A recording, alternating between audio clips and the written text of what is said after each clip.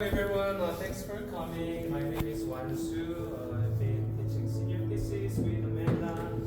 So this week, Amanda Ellis is having a senior thesis exhibition. She's currently BFA, studio art candidate, and been working on this thesis concept for 2 semesters. Yes. Maybe mentally more than that. Yes. So Amanda's gonna give us an introduction of what her show is about, and then we'll have a question and answer time. So please welcome Amanda. Hi, thank you so much everyone for coming. This is my show, Lux Nova, which for those who don't know, translates to new light. It was a religious term with stained glass talking about new light, divine light, in that sort of realm, if you will. So I wanted to really focus on that new light, reintroduction of light, something that we're so accustomed to viewing, but in a more magical, childlike sort of way. What else do I want to talk about? I honestly just want to start having a conversation that honestly is much easier for me, so I'm just going to start. Questions, anyone? Can you tell us about your process, Yeah. and then your experience working with a light, Mhm. and then also out of the Absolutely. installation. Thank you for guiding my talk. Thank you so much. So, as for my process with designing this, I originally wanted to do stained glass. However, I didn't really think that the concept of childlike wonder, I didn't need stained glass. So I ended up just thinking about colored light. What did that feeling invoke? So I decided I wanted a room of colorful light. I wanted to have a room where your shadow affects the light. I wanted your pardon me, mother. But I wanted you to be part of the art. I thought it was very important that the viewer themselves be a part of the art. And if you didn't see it already, out in the entrance down the other end of the building, I painted a window with the help of my mother, father, and roommate Alexis. And I wanted to still have the idea of stained glass, natural beauty, affect your daily life, something you walk past every single day. I really wanted to break away from the gallery space because a lot of people are intimidated to walk into a gallery. I wanted to be able to meet people where they were, and I did that by just smacking it right where they walk every day. Yes, so there's that. Yes, right? I've seen bits and prototypes of the show and Yes. from an idea, developing things. When did the toys come Yes, into play? so the toys came into play as I was installing, actually. My mom was running around having the most fun, and then she started pulling out props, and I was just like, oh my gosh, this is so much fun. I really wanted to encourage people to play, have fun, and by having these things readily available, it makes it much easier to come back and ooh, light reflecting over here. I have control of this. I thought that was such an interesting concept that giving the viewer the control, you know what I'm saying? Yeah. I love it. Thank you. Yes, Katie. What kind of feelings does the room bring you specifically? So, I guess I'll tell a little story now. My parents tell me this story all the time. I was, 2, just learning how to talk, say words and all of that. And they just hear me on the way home from somewhere. They just hear me saying red, green, blue, and they're like, what is she doing right now? They realized that I was just pointing out all of the colors that I was seeing on the neon lights. So that's just color has always been very important to me. I've noticed it since literally I learned how to talk. So as for me, it just takes me back to my roots. It brings back the inner child in me, which, we're all working on healing our inner child. This is what it is for me. It is my own personal therapy that I get to share with other people, which is really awesome. Yeah. How much do you think this is going to dictate your exploration of your work going forward now that you've kind of had this experience, not with just you, but with all of us kind of showing our experience of how we're approaching this? It's changed how I feel about art in such a positive way. I have always felt that like my art needs to be mature, or I need to grow into what the art wants, not what I want, not what my inner child really wants. I am a very, I guess, youthful person inside, so like I love castles, I love magic, that kind of stuff. I haven't been focusing on that recently. As of recent, I have, and it's actually changed the trajectory of my art. And I just want to keep remembering to play and have fun and like not forget why I love doing this. Yeah. I think so far, I haven't read your statement yet on the wall, but so far you have only talked about light in formal terms, like in terms of beauty. But like all through the history of our culture and a bunch of other cultures, light also has sort of metaphorical resonance. Does it for you? Or like, are you only responding to what it looks like, or does it mean something? I think for me, I am a very visual person, so it really is mostly a formal thing for me personally. However, for other people, it can be entirely different. That's why I love how this show turned out so much, because I can't tell you how to feel or what you're going to feel. It is completely up to your experience and what you take away from it. And I love that so much. It just, I love that this show just shows how individual we all are as people. I can't control anything. That's a beautiful thing, you know? Is that the same kind of thing you want to carry going forward, like into future shows and future exploration of ideas? Is that something you always want to engage the audience in that kind of way, or do you want them to have just more of a playful aspect to it? I definitely feel like play will always be in my work. I want people to feel joy, feel playful, feel that sort of feeling when looking at my art. I know that isn't always the case, but like, as of right now, I'm very much leaning into the playful side of myself, I guess. When's it going to turn into sarcasm? Thank you. 45. That's Well, that's what I would say. Is it like kind of like it's tangenting off that? Do you think you're gonna see kind of a development of its own personality over time, where you're not saying that it will happen, but you could be worried that you might kind of grow out of this phase again of being a child again? No, I definitely will. I never want to limit myself, and I think that's kind of the overarching fact of the matter is that I am going to continue to change and evolve, and my work will continue to change and evolve, and I can't limit myself anymore.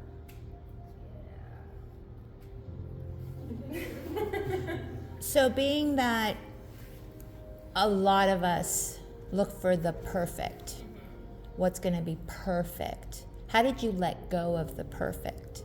Man, it was hard because I was such a perfectionist. Yes, you were. Thank you. No, but I don't know, I was starting to lose it, I think, and it was just a breaking point of just like, I'm going to lose my mind if I don't just let go. And once I started to like, I guess, I can't think of a better word, microdose imperfection into my work, it became easier, you know, it was a tolerance. Well, it goes back to that play thing, I think, too, where nobody tells you how to play. You just do it when you're a kid, and everybody's gonna experience it that different way. So you remember, oh yeah, I can have a good time, they can have a good time, and it's not affecting anybody and ruining anybody's experience, but I still get to have that kind of good time feeling. Exactly, yeah. I like that. Yeah. I know they're apples and oranges, but of the two iterations of the project, downstairs and in here, do you think one of them, any one of them is better at what it does? I think that the window downstairs is beautiful, but I think you need to experience this to truly enjoy everything that downstairs is. I had a friend come in and see the show yesterday as it was just installed, and he had watched me like put up the window and was like, oh yeah, pretty colors, that's gorgeous. And then he came in here and I kind of explained, we had a conversation about what this meant. And then he came back downstairs and he was just like, I have a whole new appreciation for what I'm looking at right now. Like, this is so much more beautiful. As a response to what happened, or as a response to the conversation with you? As a response to what he was seeing with these colors. He felt like he was seeing colors as like a new thing, considering he was he's not like an art department person, so yeah. How has this changed your experience with your other mediums and how to approach them at this point?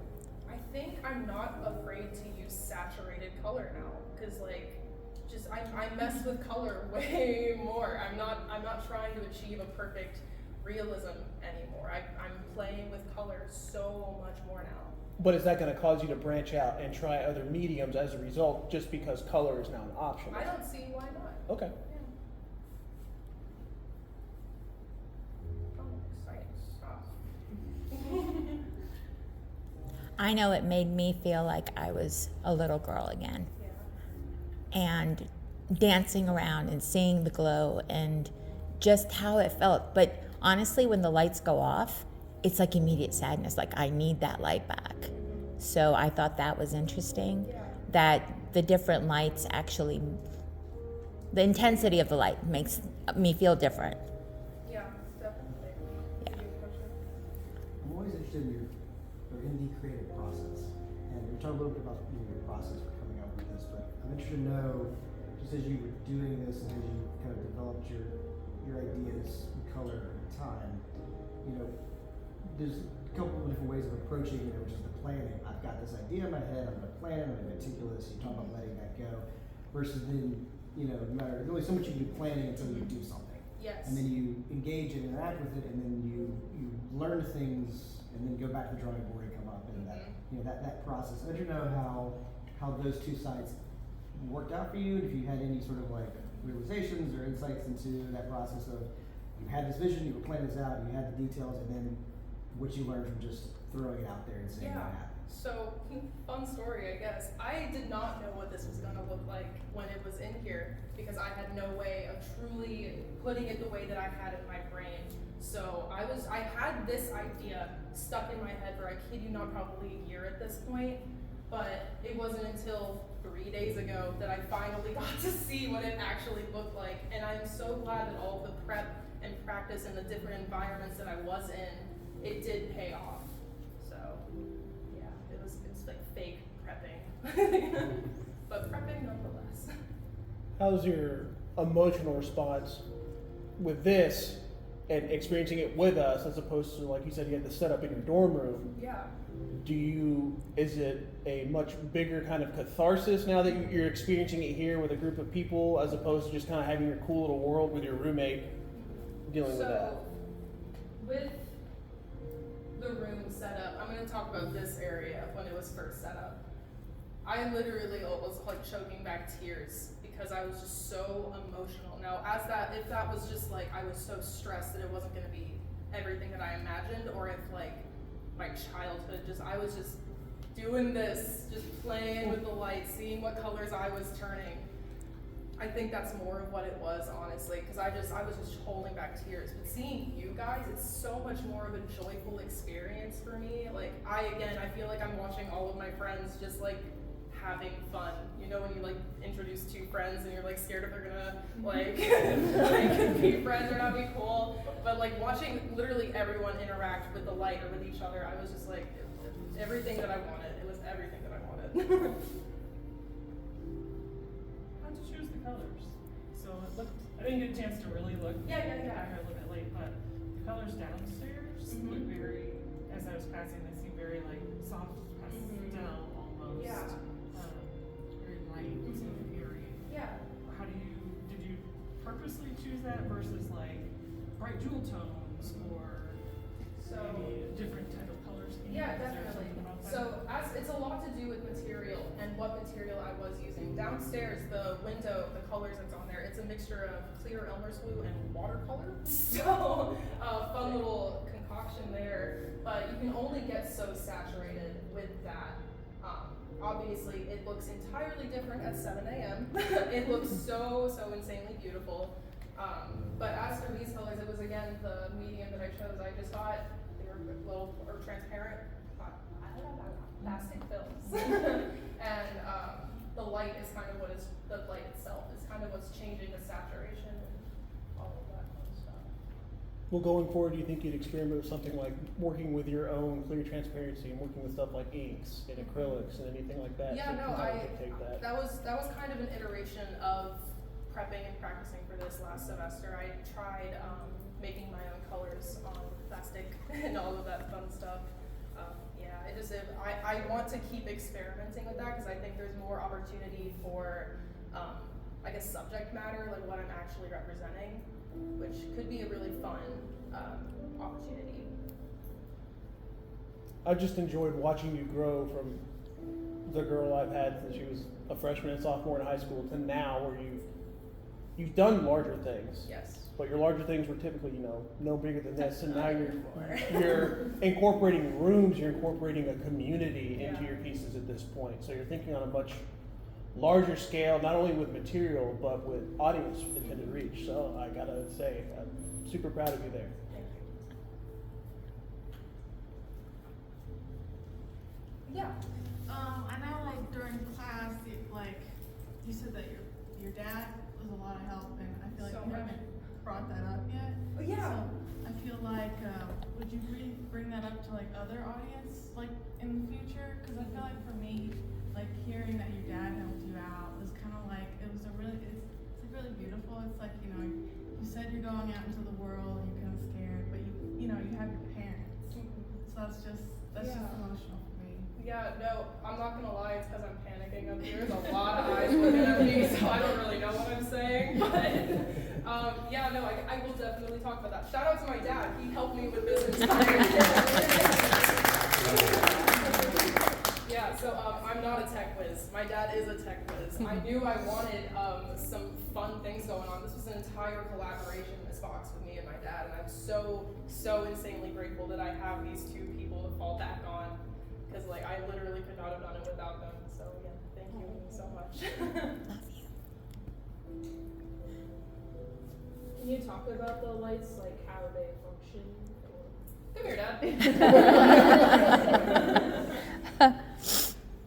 He'll explain it, and then I'll dumb it down. So there are 6. The wall moves. Do what? The wall moves.